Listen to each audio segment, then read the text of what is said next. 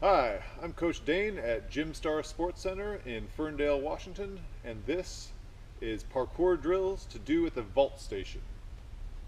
At this end of the vault station, you can do almost any vault, but the basic progression that I prefer to do most of the time is squat on, double squat on, Kong vault, and double Kong vault. Squat on, double squat on,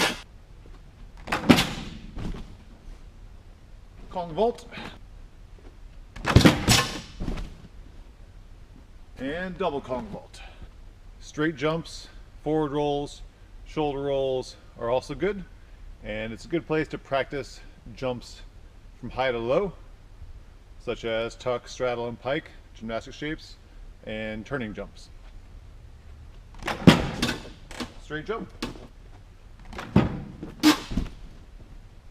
forward roll, different from here, tuck, straddle, and pike jumps off the backside.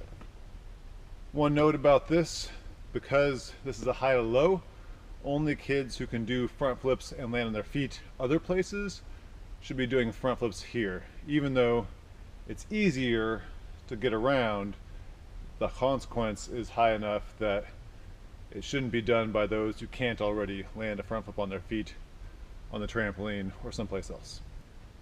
This end of the vault is great for rolls because it's a nice soft mat. It can also be for straight jumps. Doesn't work as well for vaults unless you put a block in front here, which is totally fine too. But it's good for both shoulder rolls, and it's also good for forward rolls.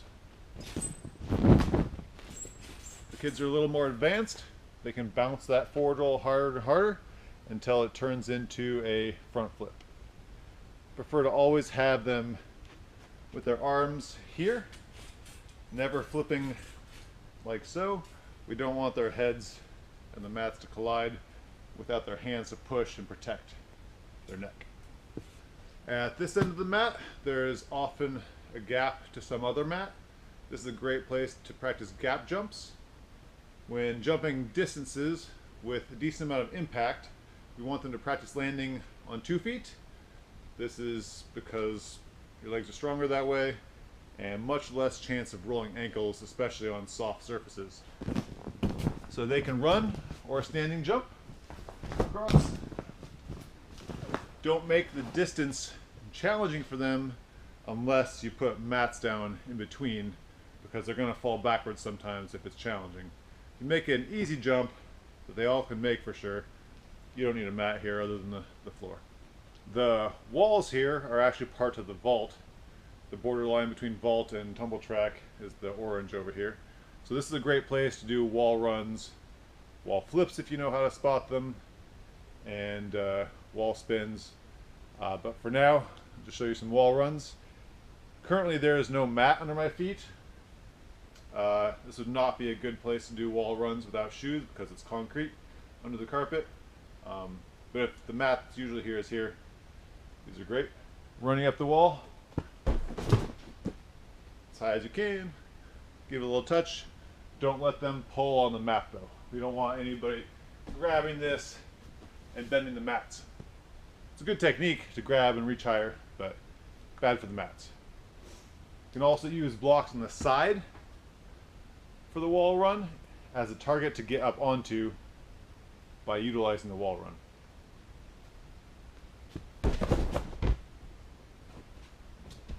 So there's lots of running room in the vault, obviously, and this is a good place to set up the green mats here for the wall run tic-tac steps. You can also set up intermediate vaults in the middle over whatever types of blocks you want. These should be done one step each, preferably, with speed. And if you're lucky, they'll be put away such that the first two are already in place and you can just pull the other two out, because that's where they can be stored. So this is the best way to store these green mats. You can just pull the top ones out, plop them down, and they're ready to go. Feel free to be creative in the sequence of blocks and springboards and such you put on the vault runways. This is a setup I did today where we did squat on, jump across, and then a monkey down. Look like this. Squat on, jump across, monkey down. If you have a lot of energetic kids that are going, and you know that the back tramp is going to be open, feel free to incorporate the back trampoline and the rope into the vault loop. So we would go off the vault, straight across the trampoline, up the wall, over to the pegboard, the rope swing back, and then back exit.